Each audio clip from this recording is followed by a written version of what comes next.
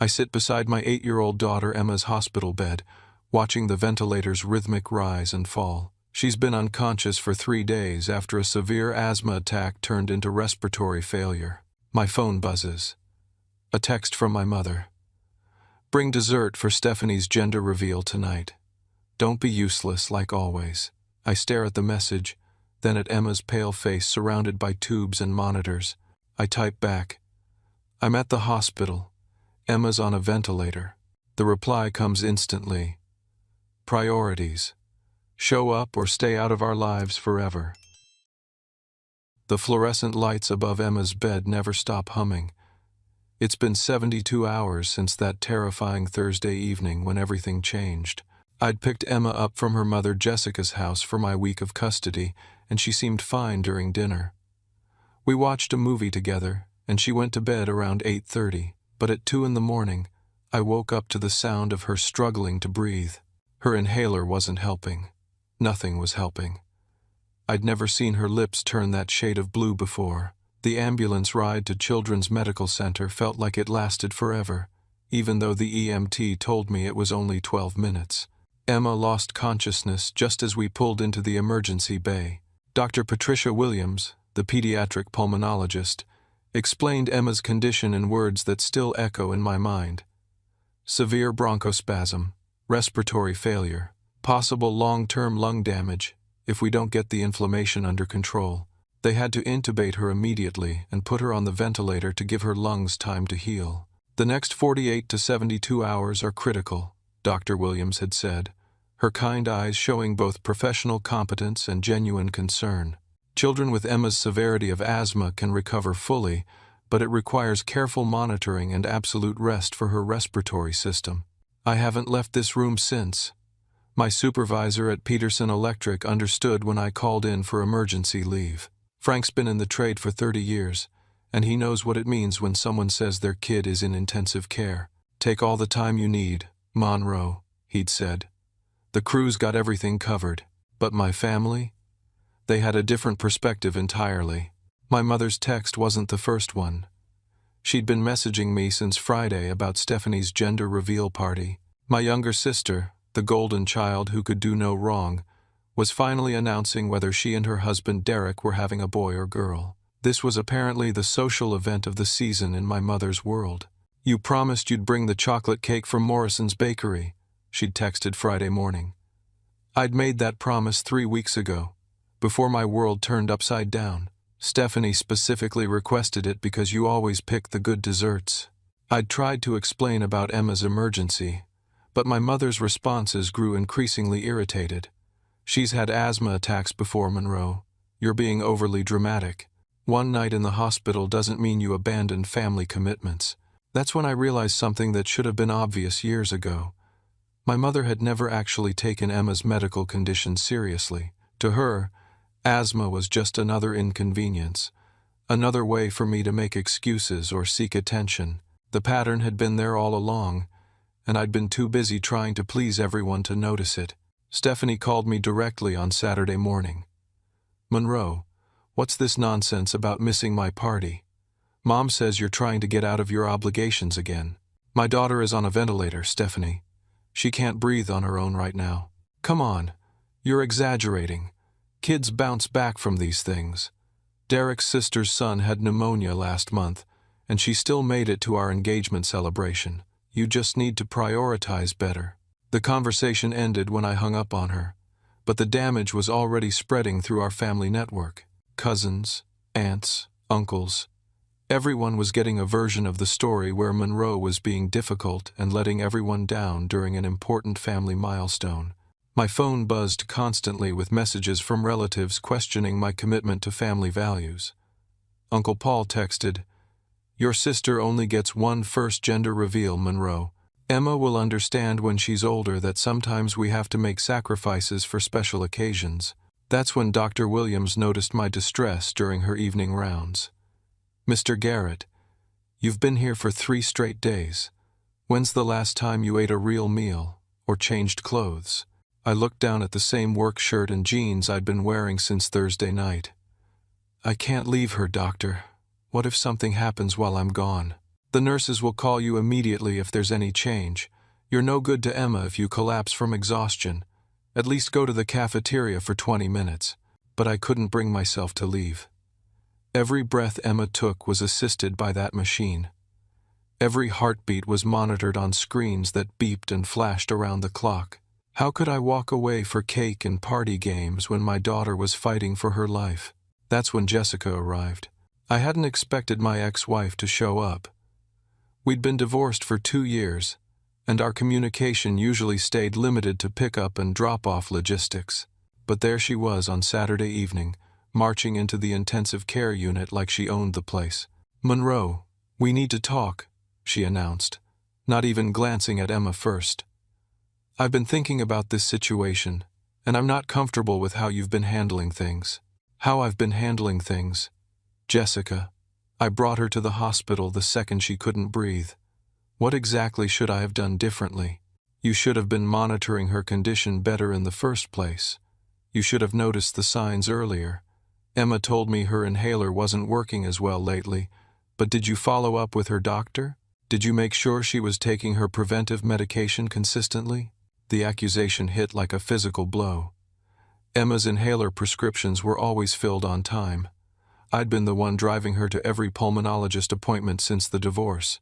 I'd been the one learning proper inhaler technique and teaching her how to recognize her early warning signs.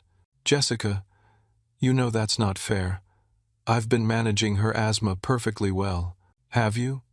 Because Dr. Williams told me that Emma's inflammation levels suggest this has been building for weeks. Where were you when that was happening? I stared at my ex-wife, trying to process what was happening. Are you seriously trying to blame me for Emma getting sick? I'm saying that maybe it's time to reconsider our custody arrangement. Emma needs stability. She needs a parent who can focus completely on her health needs without getting distracted by work schedules and weekend plans. The threat was unmistakable. Jessica was talking about filing for full custody. She was using Emma's medical emergency as ammunition against me. And the worst part? She was probably coordinating this attack with my mother, who'd been telling everyone that I was abandoning family and making poor choices. I felt completely alone in that sterile hospital room, surrounded by the sounds of life support equipment and the smell of antiseptic. My daughter needed me more than she'd ever needed anyone, but instead of support from her extended family, I was facing a coordinated campaign to prove I was an unfit parent. That night, after Jessica left with vague threats about consulting her attorney, I made a decision. I blocked my mother's number. I wasn't going to let anyone guilt me into leaving Emma's bedside for a party. I wasn't going to apologize for putting my daughter's life above social obligations, but I had no idea what was coming next. Sunday morning brought a new level of family dysfunction I hadn't thought possible. Stephanie found a way around my blocking by calling from Derek's phone at 6:45 in the morning. Her voice was shrill with indignation when I answered. "Monroe Jacob Garrett, how dare you block Mom's number? How dare you embarrass our entire family like this?" I kept my voice low because Emma was still unconscious, and the nurses had emphasized that hearing was often the last sense to be affected. "Stephanie, my daughter is critically ill. I'm not discussing party planning right now. You're not discussing anything because you've decided to be completely selfish and self-absorbed. Do you have any idea how humiliated I was yesterday? Do you know what it felt like to have to explain to 35 people why my own brother couldn't be bothered to show up? I told you exactly where I was and why. You told me you were being overly dramatic about a routine asthma flare-up. Emma's fine, Monroe. She's probably just milking the attention because she knows you'll fall for it. Kids manipulate their parents all the time." The words hung in the air like poison. My 8-year-old daughter, lying motionless with a tube down her throat, was apparently manipulating me for attention. According to my sister, the ventilator keeping Emma alive was all part of some elaborate childhood scheme. "Stephanie, I'm hanging up now.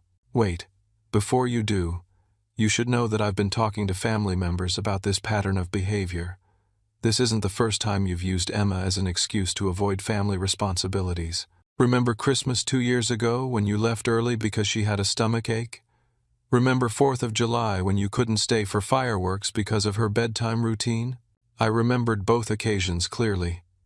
At Christmas, Emma had been running a fever of 102 degrees. At the 4th of July gathering, she'd been overwhelmed by the crowd and noise, and I'd recognized the signs of an approaching anxiety attack that could trigger her asthma. Those weren't excuses, Stephanie. Those were parenting decisions. Those were you putting a child's temporary discomfort above family unity. And now you're doing it again, except this time you're hiding behind a medical emergency to justify your antisocial behavior. What shocked me wasn't just the cruelty of her words, but the calculation behind them. Stephanie had clearly been building a case against my parenting for months, maybe years. Every time I'd prioritized Emma's needs over family social events, she'd been keeping score. Derek and I have been discussing this situation, she continued, and we think you might benefit from some professional guidance about establishing appropriate boundaries with Emma. It's not healthy for a child to have that much control over a parent's social life. Derek was a junior partner at a mid-sized law firm downtown. The implication was clear. They were considering legal intervention if I didn't start conforming to their expectations of family participation. My boundary is keeping my daughter alive, Stephanie. I'm sorry if that interferes with your party planning. Your boundary is using a sick child to manipulate everyone around you into accommodating your social anxiety and need for attention. But it's not going to work anymore, Monroe. The family has talked, and we're not enabling this behavior. She hung up before I could respond. An hour later, I discovered what the family has talked actually meant. Stephanie had posted a series of social media updates about her gender reveal party that painted a picture of family betrayal and abandonment. The photos showed a beautiful backyard decorated in pink and blue, dozens of smiling relatives, and an elaborate cake from Morrison's bakery that someone else had apparently provided. The captions told a different story. When family members choose drama over love, the rest of us just love each other harder. And, so grateful for the relatives who show up when it matters, and learning to let go of those who always find excuses. The comments section was filled with supportive messages from aunts, cousins, and family friends, all expressing sympathy for Stephanie having to deal with difficult and unreliable family members. Nobody mentioned that the difficult family member was currently in a pediatric intensive care unit watching his daughter fight for her life. But the social media campaign was just the beginning.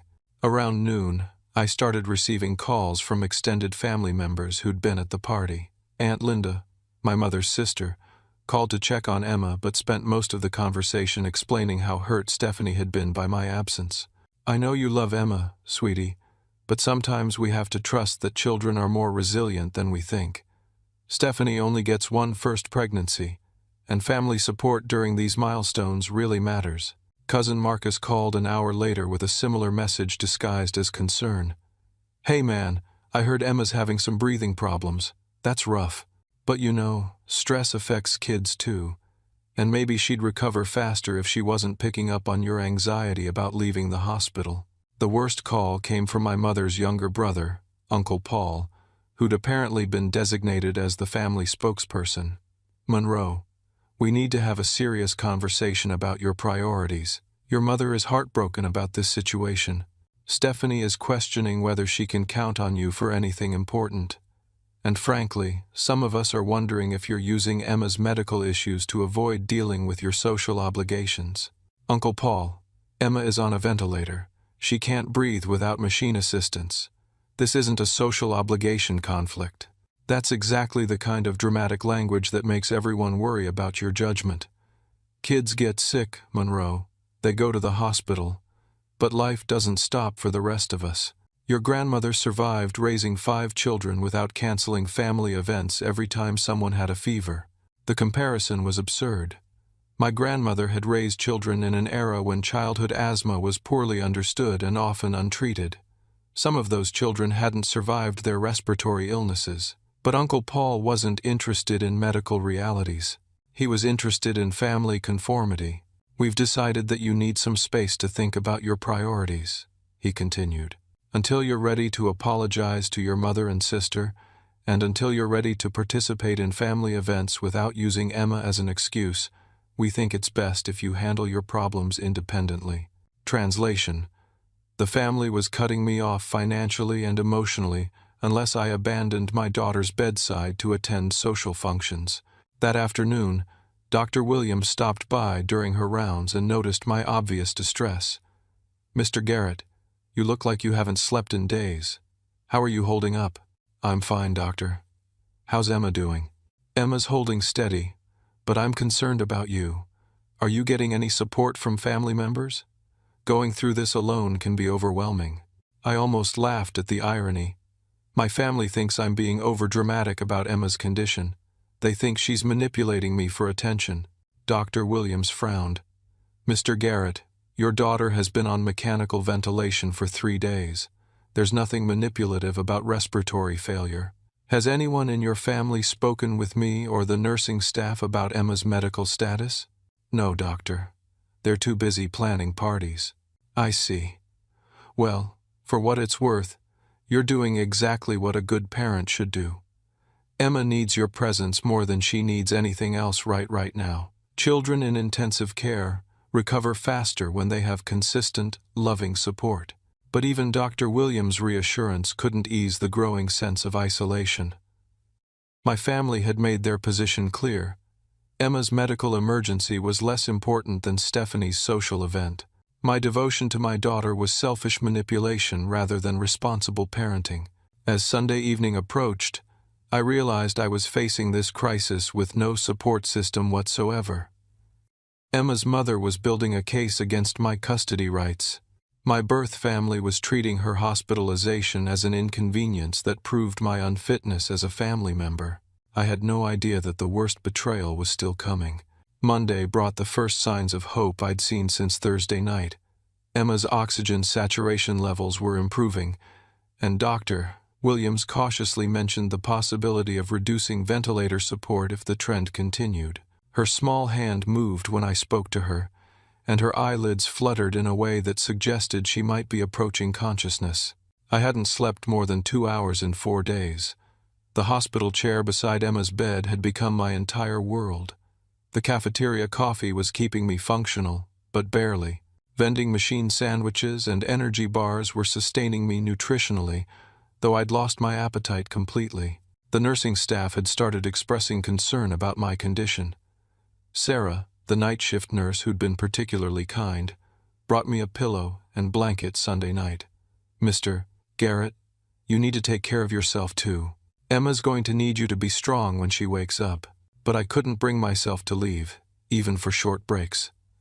Every machine alarm, every change in the monitors, every adjustment the nurses made felt like a potential crisis.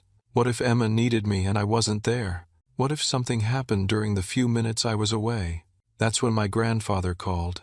Grandfather Harold was my mother's father, a retired carpenter who'd always been the steady, reasonable voice in our family chaos. At 82, he still lived independently in his small house across town, maintaining his garden and woodworking shop with methodical precision. "Monroe, I just heard about Emma being in the hospital. How is she, son?" The relief in hearing someone ask about Emma's condition without immediately shifting to family politics was overwhelming. "She's on a ventilator, Grandpa. Respiratory failure from a severe asthma attack, but the doctors think she might be improving." "Good Lord. Why didn't anyone tell me how serious this was? Your mother said Emma was having one of her episodes and that you were making a big fuss about routine medical care." I felt something cold settle in my stomach. "Grandpa, Emma's been unconscious for 4 days. She can't breathe without mechanical assistance. There's nothing routine about this." There was a long pause on the other end of the line. "Monroe, I think there's been some serious miscommunication in this family. Your mother told everyone at Stephanie's party that Emma had a minor asthma flare-up and that you were using it as an excuse to avoid family obligations. She said you were keeping Emma home from school to get sympathy and attention. Emma's been in intensive care since Thursday night. She hasn't been home at all." "That's not the story we heard. According to your mother, you've been playing up Emma's medical issues for dramatic effect and teaching her to use illness as manipulation." I realized my mother had been deliberately misrepresenting Emma's condition to the entire extended family. She'd convinced everyone that I was the problem, that Emma was fine, and that I was using a fake medical emergency to avoid social responsibilities. "Grandpa, would you like to speak with Emma's doctor? Dr. Williams can explain exactly how serious this situation has been." "I'd appreciate that, son. And Monroe? I'm coming to the hospital today. If my great-granddaughter is fighting for her life, I want to be there." Grandfather Harold arrived around 3 in the afternoon, bringing with him the smell of pipe tobacco and wood shavings that had defined my childhood visits to his workshop. He took one look at Emma, surrounded by medical equipment, and sat down heavily in the extra chair. "Oh, sweetheart," he whispered, reaching out to gently touch Emma's forehead. "I had no idea." Dr. Williams spent 20 minutes explaining Emma's condition, treatment plan, and prognosis to my grandfather. His face grew increasingly grave as he learned the details that my mother had concealed or misrepresented to the family. "Doctor, is Monroe doing everything right? Is he helping Emma's recovery by staying here?" "Mr. Garrett is doing exactly what Emma needs," Dr. Williams assured him. "Parental presence is one of the most important factors in pediatric recovery. Children heal faster when they know their parents are nearby." After Dr. Williams left, my grandfather sat quietly for several minutes, watching Emma's chest rise and fall with mechanical precision. "Monroe, I need to tell you something that's been bothering me. Your mother has been acting strangely about money lately. She's been asking me for help with household expenses, saying you've been borrowing from her and not paying her back. She's also mentioned that Emma's medical bills are putting strain on the whole family's finances. I hadn't borrowed money from my mother in over 3 years, and Emma's medical expenses were covered by my insurance through Peterson Electric. My mother had been creating fictional financial problems to justify her resentment about my parenting choices. Grandpa, I haven't borrowed any money from Mom, and Emma's medical care is covered. I figured as much. Your mother's been telling a lot of stories lately that don't add up. I'm starting to wonder if she's been using family situations to manipulate my help with her own money problems." We talked for another hour about family dynamics I'd never fully understood. My grandfather revealed that my mother had been positioning herself as the victim of everyone else's poor choices for years, collecting sympathy and financial support by misrepresenting various situations. Around 6 in the evening, I told my grandfather I needed to call my supervisor and update him on my leave status. Frank had been understanding, but I needed to provide a realistic timeline for my return to work. "Go ahead, son. I'll sit with Emma while you make your calls." I stepped out to the family consultation room down the hall and spent 10 minutes on the phone with Frank, explaining Emma's condition and getting approval for extended family leave. When I returned to Emma's room, my grandfather looked troubled. "Monroe, something happened while you were gone. The nurse mentioned that an older woman came to visit Emma during evening visiting hours yesterday. She was logged in as a grandmother, but she wasn't me, and she wasn't Jessica's mother. Did your mother come here?" My blood went cold. "When? Yesterday?" "Yesterday evening, around 7:30. The nurse said the woman spent about 20 minutes in Emma's room and left when visiting hours ended. I found Sarah, the night nurse who'd been working Sunday evening. Sarah, can you tell me about the woman who visited Emma yesterday?" "Oh, yes. An older lady, maybe 65, short gray hair, very well dressed. She said she was Emma's grandmother and that you'd given permission for her to visit. She seemed to know a lot about Emma's condition, so I assumed you'd spoken with her. Did she say anything to Emma? Did she try to wake her up?" I checked on them once, and she was talking to Emma very quietly. I couldn't hear what she was saying, but she seemed very focused on trying to get a response. I felt sick. My mother had come to the hospital while I was gone and spent 20 minutes alone with my unconscious daughter. She'd gained access by claiming I'd given permission, which I absolutely hadn't, and she'd been talking to Emma, trying to wake her up, for reasons I couldn't imagine but feared I was about to discover. "Sarah, is there any way to review security footage from yesterday evening? You'd need to speak with hospital security, but yes, all visitor areas are recorded." I spent the next hour with hospital security, reviewing footage that confirmed my worst suspicions. My mother had indeed visited Emma at 7:30 on Sunday evening, staying for exactly 23 minutes. The cameras showed her leaning over Emma's bed, speaking intently, occasionally touching Emma's hand and arm as if trying to provoke a response. What was most disturbing was my mother's body language. She wasn't acting like a concerned grandmother visiting a sick grandchild. She was acting like someone with an agenda, someone trying to accomplish something specific during her unauthorized visit. "Mr. Garrett," the security supervisor said, "given that this visitor wasn't authorized by you, we can restrict her access going forward if you'd like." "Yes, please. No one should be allowed to visit Emma without my explicit permission."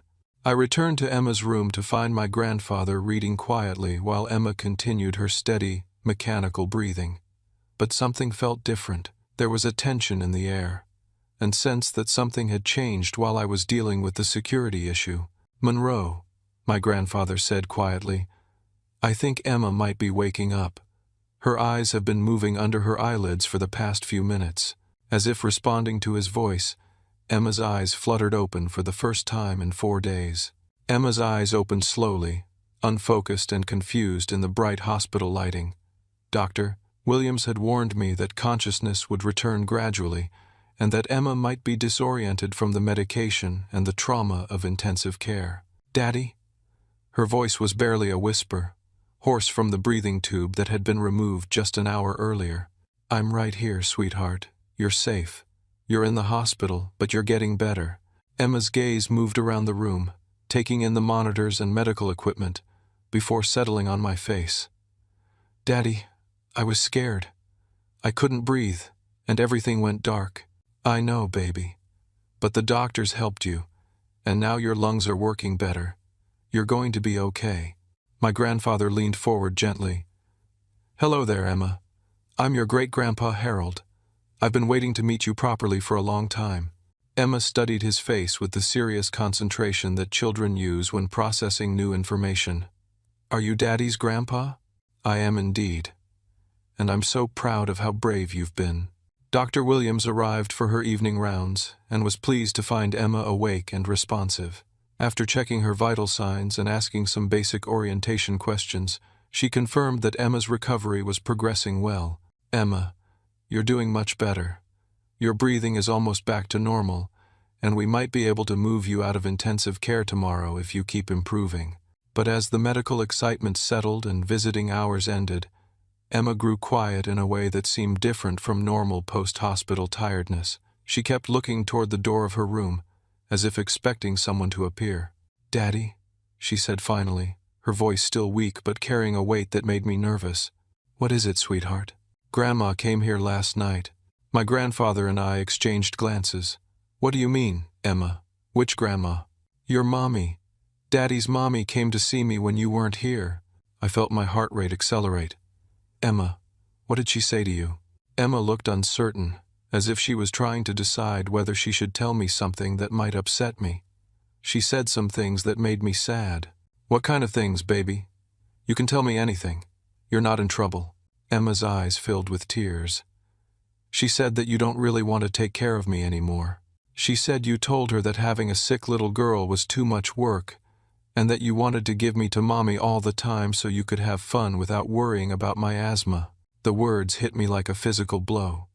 My mother had used her unauthorized visit to poison my daughter's mind against me, while Emma was helpless and vulnerable in a hospital bed. "Emma, that's not true. Not any of it. I love taking care of you. I love having you with me. I would never, ever want to give you away." "But Grandma said you told her that. She said you complain about paying for my medicines and that real daddies don't let their daughters get this sick." I could barely control my rage. My mother had attacked the trust between me and my daughter at the moment when Emma was most frightened and vulnerable. She'd used Emma's medical emergency as an opportunity to create doubt about my love and commitment. "Emma, look at me. Have I left this room since you've been here?" "No, Daddy. You've been here the whole time. That's because there's nowhere else I want to be. There's nothing more important to me than making sure you're safe and loved. Grandma was wrong to say those things to you." But Emma wasn't finished. "Daddy," she said something else too.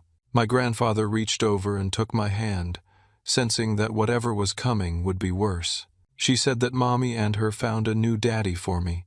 Someone with lots of money who can take better care of me. She said you were gonna sign papers to let him adopt me because you're tired of being poor and taking care of sick kids. I felt the room spin around me. My mother hadn't just attacked my relationship with Emma.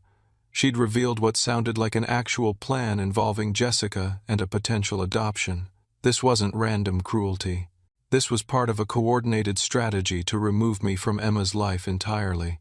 Emma, sweetheart, I will never sign papers to give you to anyone else. You are my daughter, and I will always be your daddy. No one can change that. But what if the new daddy has more money for better doctors? What if I'd be healthier if I lived with him instead of you? The manipulation was heartbreakingly effective. My mother had taken Emma's legitimate fear about her medical condition and twisted it into guilt about being a burden on me. She'd made an 8-year-old girl worry that her illness was ruining my life and that she'd be better off with strangers. Emma, listen to me very carefully. You are not a burden. You are not too expensive. You are not too much work. You are the most important thing in my whole world, and I would rather be poor with you than rich without you. Dr. Williams chose that moment to return for a final check, and she immediately noticed the emotional tension in the room. Is everything all right? Emma, you seem upset. I looked at my grandfather, who nodded encouragingly.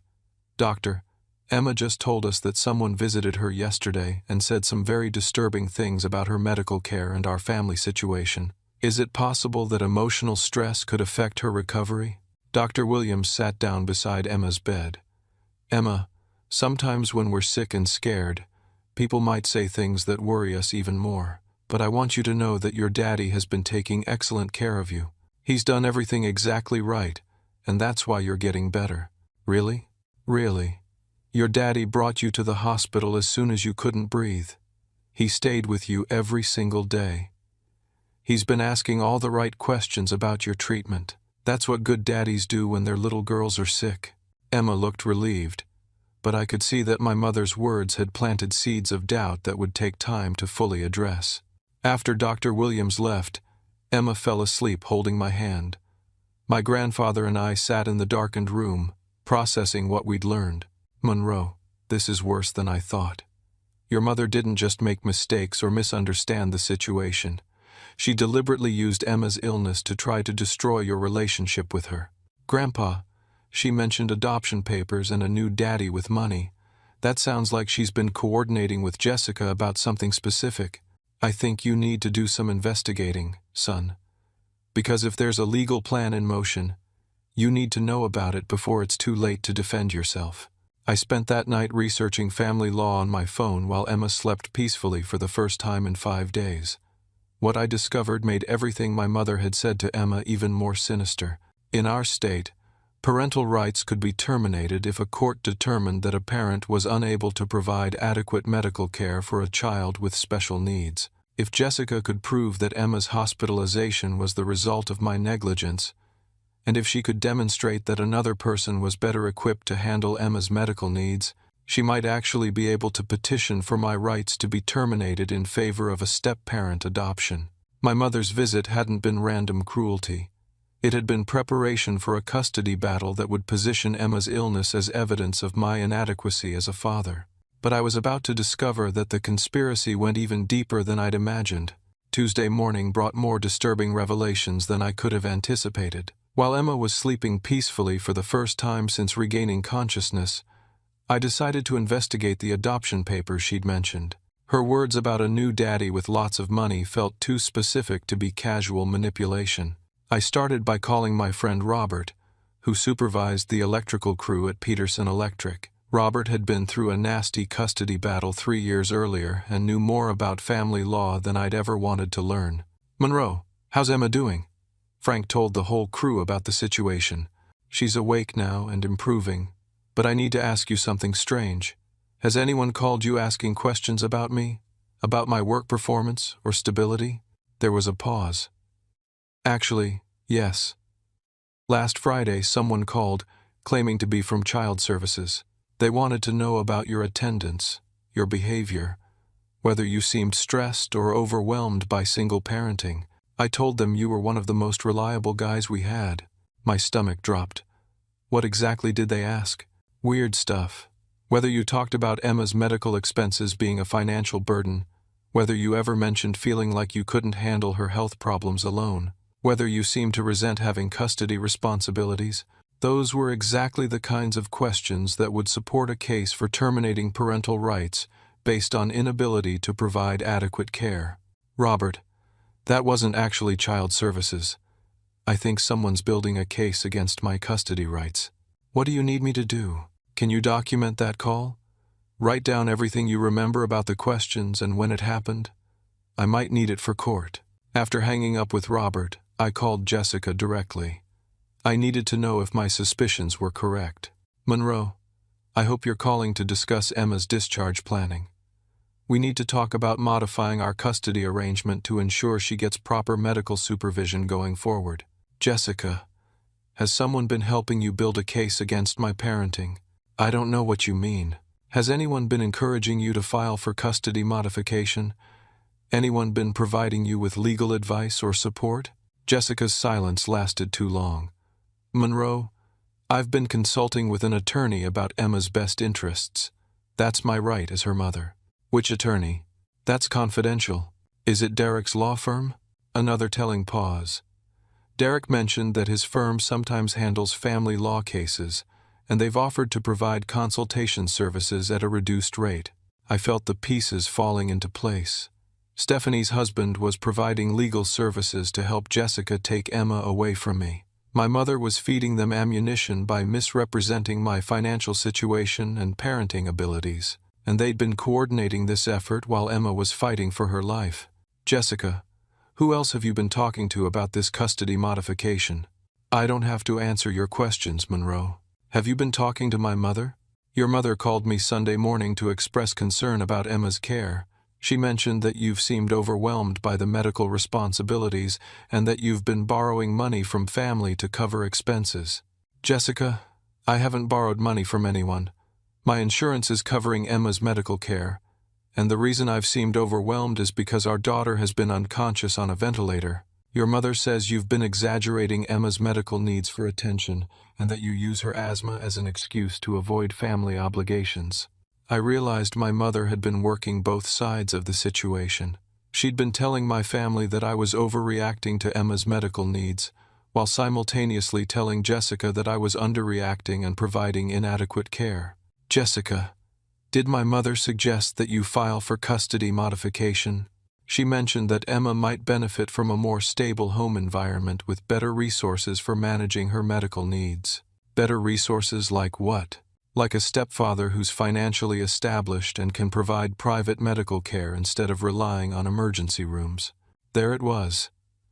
Jessica was already planning to remarry someone who could provide better medical resources for Emma, and my mother was encouraging her to frame my financial limitations as medical neglect. After ending the call with Jessica, I contacted the hospital's patient advocate to discuss my concerns about unauthorized visitors and potential interference with Emma's care. Mr. Garrett, unauthorized visitors can absolutely impact a child's recovery, especially if they're causing emotional distress. We can implement strict visitor restrictions that require your explicit approval for anyone to see Emma. I'd appreciate that. And is there any way to document the emotional impact of my mother's unauthorized visit? Dr. Williams can note in Emma's chart that she experienced distress related to inappropriate visitor behavior. That documentation can be important if there are custody concerns. But my investigation revealed even more disturbing details. I remembered my grandfather's concerns about my mother asking him for money to cover my supposed debts. When I called him Tuesday afternoon, his information filled in more pieces of the puzzle. Monroe, I've been thinking about our conversation yesterday. Your mother has asked me for over $3,000 in the past 6 months, claiming you were borrowing from her and not paying her back. Grandpa, I've never borrowed money from Mom. Where did she say that money was going? Emma's medical expenses, your rent when work was slow, car repairs when you couldn't afford them. She made it sound like you were constantly struggling and that she was enabling your irresponsibility by continuing to help. How much money has she borrowed from you total? Nearly $8,000 since last Christmas. She always promised to pay me back when you paid her back. I felt sick.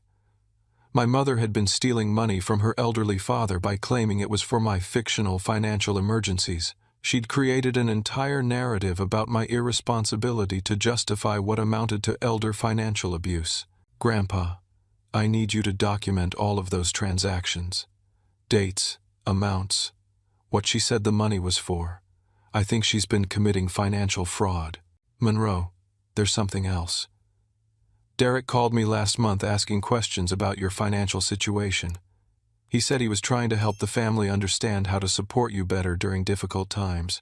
Derek had been gathering financial information to support Jessica's custody case while posing as a concerned family member. The coordination between my mother, sister, Jessica, and Derek was more extensive than I'd realized. That evening, while Emma was sleeping comfortably with much less medical support, I made a decision. I called Derek's law firm directly.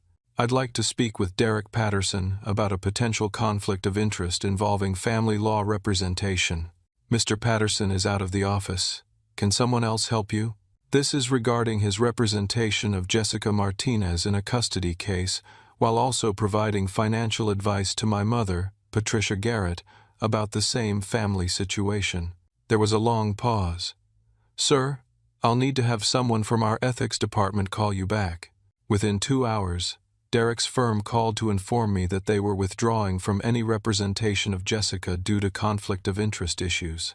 Apparently, Derek's personal relationship with my family created ethical problems for representing someone in a case against a family member. But the damage was already done. Jessica had been encouraged to file for custody modification. My mother had been providing false information to support that case, and my family had been systematically undermining my reputation as a parent while Emma was fighting for her life. What I discovered next would prove that their betrayal was even more calculated than I'd imagined. Wednesday morning marked a turning point in more ways than one. Emma was alert, breathing independently, and scheduled to move out of intensive care to a regular pediatric room. But more importantly, I'd decided to stop being defensive and start fighting back against the coordinated attack on my parenting and my relationship with my daughter. My first call was to Linda Morrison, a family attorney Robert had recommended. Linda specialized in parental rights protection and had experience with parental alienation cases. Mr. Garrett, based on what you've described, this sounds like a textbook case of parental alienation combined with potential elder financial abuse. The good news is that most of their strategy depends on your passivity. If you're willing to be proactive, we can turn this situation around. What do you mean? Your mother's unauthorized hospital visit and her statements to Emma constitute interference with the parent-child relationship. Jessica's coordination with your family members to build a custody case could be seen as bad faith litigation. And if your grandfather is willing to document the financial fraud, your mother could face criminal charges. Linda explained that my first step should be gathering evidence and documentation before anyone realized I was building a legal response. Save every text message, every voicemail, every social media post. Get written statements from your work supervisor, Emma's doctor, and anyone who witnessed their behavior. Document the financial fraud with your grandfather's bank records. We need to build a comprehensive record before they have a chance to cover their tracks. I spent Wednesday afternoon collecting evidence with systematic determination. Robert provided a detailed written statement about the fake child services call, including the specific questions asked and his responses. Dr. Williams agreed to document Emma's emotional distress following my mother's unauthorized visit and her opinion that I'd provided excellent parental care throughout the medical emergency. The hospital security department provided official documentation of my mother's unauthorized visit, including timestamps and footage showing her accessing Emma's room under false pretenses. But the most important evidence came from my grandfather.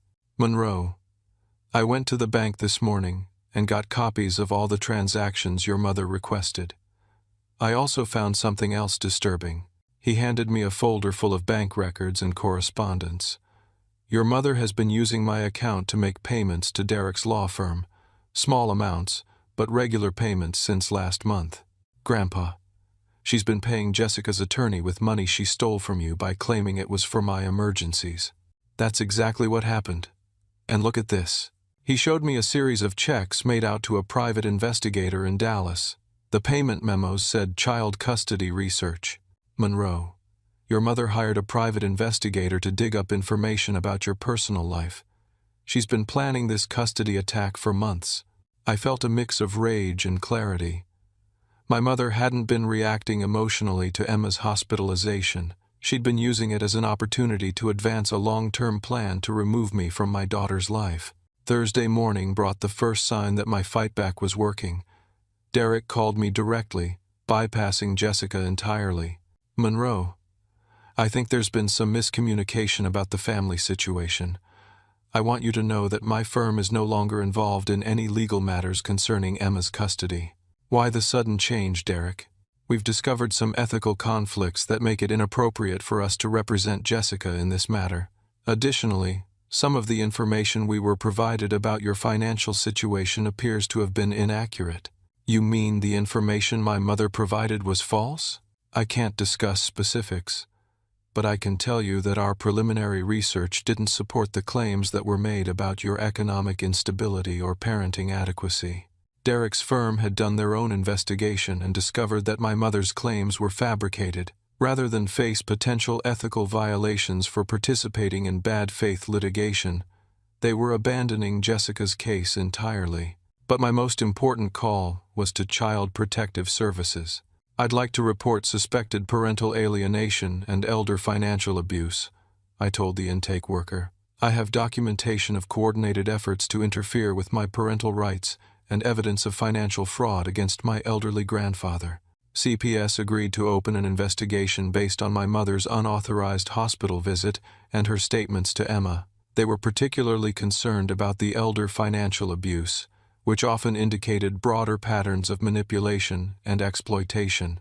Mr. Garrett will be interviewing Emma about her grandmother's visit and assessing whether there's been psychological manipulation. We'll also be referring the financial abuse allegations to Adult Protective Services and potentially to law enforcement. Thursday afternoon, I took the most difficult but necessary step. I called my mother directly. Patricia, this is Monroe. I'm calling to inform you that you're no longer welcome to have any contact with me or my daughter. Monroe, don't be ridiculous. Emma is my granddaughter. Emma is my daughter, and you used her medical emergency to try to poison her against me. You told an unconscious child that I didn't want her and that I was planning to give her away for adoption. I was trying to help Emma understand the reality of her situation. The reality is that you've been stealing money from Grandpa Harold by lying about my financial needs. The reality is that you've been coordinating with Jessica to build a false custody case against me. The reality is that you've been manipulating everyone in this family for your own purposes. There was silence on the other end. Patricia, CPS is investigating your unauthorized hospital visit and your statements to Emma. Adult Protective Services is investigating the financial abuse of Grandpa Harold, and I have documentation of everything you've done over the past week. You're making a mistake, Monroe. Family doesn't turn on family. You're right about that. Family doesn't turn on family, which is why what you did isn't family behavior. I hung up and immediately blocked her number again. But this time, I wasn't hiding from family pressure. I was protecting my daughter from documented psychological manipulation. Friday morning brought the most satisfying moment of the entire ordeal. Jessica called to discuss modifying our approach to custody discussions. Monroe, I think we should consider mediation instead of litigation for any custody adjustments. What changed your mind, Jessica? Derek's firm withdrew from the case, and my consultation with another attorney suggested that the evidence for modification might not be as strong as I initially thought. Translation: Jessica's new attorney had told her that my documentation would destroy her case and that she might actually lose custody time rather than gain it. Jessica, let me be clear about something. Any future custody discussions will include documentation of your coordination with my family to build a false case against me. Any attorney you hire will receive copies of the evidence I've collected, and any attempt to interfere with my relationship with Emma will result in immediate legal action. I think you're overreacting, Monroe. Emma was on a ventilator for 4 days, and instead of supporting her recovery, You used her medical emergency to try to take her away from me. That's not overreacting. That's protecting my daughter from people who would exploit her illness for personal gain. By Friday afternoon, Emma was medically cleared for discharge. Dr. Williams provided documentation that my care throughout the crisis had been exemplary and that Emma's recovery was excellent. Mr. Garrett, Emma is lucky to have a father who prioritizes her well-being above social pressure. That kind of advocacy is exactly what children with chronic conditions need. But the most important vindication came from Emma herself. Daddy, I know what Grandma said wasn't true.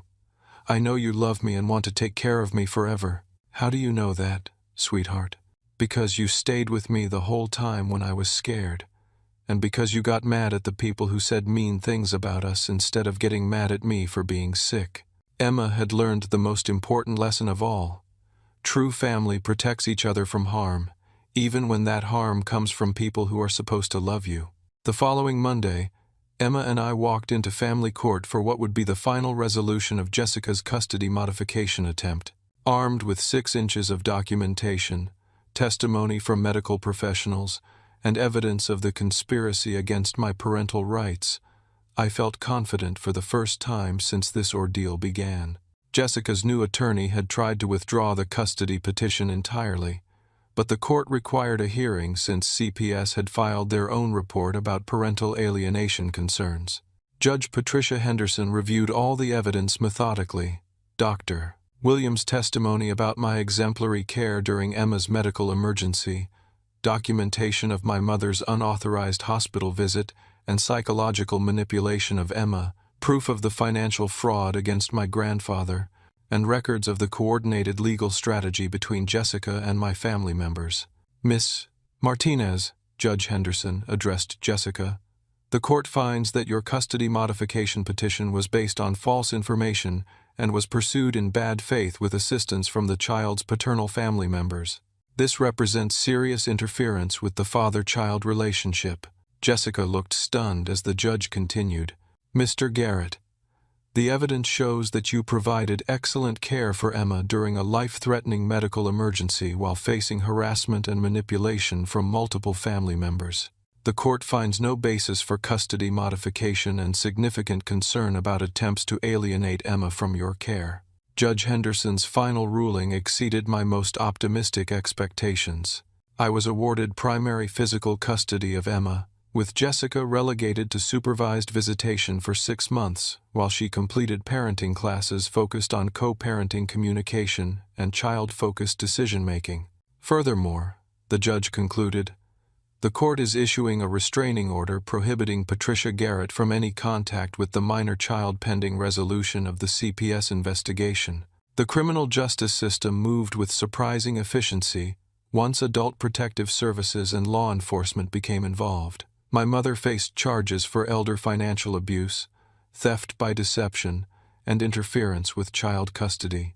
The district attorney explained that financial abuse of elderly relatives was a priority prosecution area, especially when combined with other manipulative behaviors.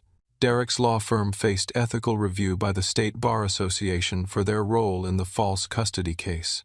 While Derek himself wasn't sanctioned, the firm implemented new policies about family relationship conflicts and paid a substantial fine for inadequate conflict screening. But the most meaningful justice came from unexpected sources. Stephanie's marriage began falling apart when Derek's law firm dropped all their legal matters due to ethical concerns. Derek's partners weren't interested in a junior associate whose family drama had caused professional liability issues. When Stephanie found out that Derek had been participating in a scheme to manipulate custody of his nephew, she realized she'd married someone whose judgment and character were fundamentally flawed. My grandfather moved into a small apartment just 3 blocks from our house, finally free from my mother's financial manipulation and eager to build a genuine relationship with Emma. His workshop became Emma's favorite place to visit, where she learned woodworking basics and heard stories about craftsmanship and integrity. The construction crew at Peterson Electric became Emma's extended uncles, contributing to a fund that ensured she'd have the best possible medical care and asthma management equipment. Frank instituted a company policy providing emergency family leave for any worker facing a child's medical crisis. Emma's recovery exceeded every medical expectation. Dr. Williams explained that children who feel secure and loved often show remarkable resilience after respiratory emergencies. Emma's lung function returned to baseline within 6 weeks, and her confidence grew as she understood that her medical needs would never be seen as burdens or manipulation tools. "Daddy," she said one evening while we worked on homework together, "I learned something important when I was sick." "What did you learn, sweetheart?" "I learned that real family takes care of each other when scary things happen, and fake family tries to make scary things worse." Emma had understood the lesson that took me years to learn. Family isn't defined by blood relationships but by consistent, loving actions that prioritize each other's well-being. The financial investigation revealed that my mother had stolen nearly $12,000 from my grandfather over 18 months, using fabricated stories about my needs to justify her requests. Restitution was ordered as part of her plea agreement, along with 3 years of probation and mandatory counseling for financial abuse disorders. Most importantly, Emma developed new relationships that reinforced her sense of security and worth. Dr. Williams remained her primary pulmonologist, providing continuity of care that emphasized Emma's strength rather than her limitations. Robert's daughter, Katie, who was 9 years old, became Emma's best friend and taught her that having a medical condition was just one small part of a full, interesting life. Our new normal was simpler and more peaceful than anything we'd experienced before. Weekend mornings involved pancakes and project planning with Grandpa Harold. Evening routines included checking Emma's peak flow meter and reading stories about brave children who overcome challenges. Holiday celebrations happened with our chosen family of friends and supportive relatives who understood that love is demonstrated through actions, not demands. 6 months after Emma's hospitalization, I received an unexpected call from my cousin Marcus. "Monroe, I owe you an apology. We all do. Aunt Patricia showed us text messages that made it look like you were being irresponsible about Emma's care, but now we know those were fake." When she was arrested, a lot of family secrets came out about her manipulating people and situations for years. The extended family had finally recognized the patterns of manipulation that had affected multiple relationships over decades. Several relatives reached out to apologize and to rebuild connections based on truth rather than manufactured drama. But the most profound change was in my relationship with Emma herself. The medical emergency had tested our bond under the worst possible circumstances, and we'd emerged stronger and more trusting. Emma knew with absolute certainty that I would always prioritize her well-being over social pressure, family politics, or personal convenience. "Daddy, when I grow up and have my own kids, I'm going to take care of them the same way you take care of me." "How's that, Emma?" "I'm going to stay with them when they're scared, and I'm going to tell anyone who's mean to them to go away and leave us alone." Emma had learned the most valuable lesson of all. Unconditional love requires fierce protection of the people we care about, even when that protection comes at personal cost. The life lesson that emerged from our ordeal was both simple and profound. True family loyalty means supporting each other through genuine crises, not demanding that genuine crises be abandoned for social conveniences. When people use your worst moments as ammunition against you, they've revealed that they were never your family to begin with. Emma and I built a new definition of family based on presence during difficulty, celebration of recovery, and unwavering commitment to each other's authentic well-being. We learned that the people who matter most are the ones who show up when showing up is difficult, who protect your peace when others try to disturb it, and who love you not, despite your challenges, but including them. Our story isn't about cutting off blood relatives or rejecting family altogether. It's about recognizing that family bonds are earned through consistent, loving behavior, and that protecting our children from toxic manipulation is one of the most important responsibilities we have as parents. Emma is now 10 years old, confident in managing her asthma, and surrounded by people who see her medical needs as just one part of a complete, beloved person. She knows that her worth isn't measured by her convenience to others, and that the people who love her will always prioritize her safety and happiness above social expectations. What challenges have you faced when family members prioritize their own comfort over your child's genuine needs? How did you navigate the difficult choice between family loyalty and protecting your children? I'd love to hear your thoughts in the comments below. If this story resonated with you, please like this video to help other parents who might be facing similar situations. Subscribe for more real-life stories about protecting family bonds and standing up for what matters most. And share this with anyone who needs encouragement to trust their parental instincts over family pressure. Thank you for listening to our story, and remember, the people who love you will support your hardest moments, not use them against you. Trust your heart when it comes to protecting the people who depend on you most.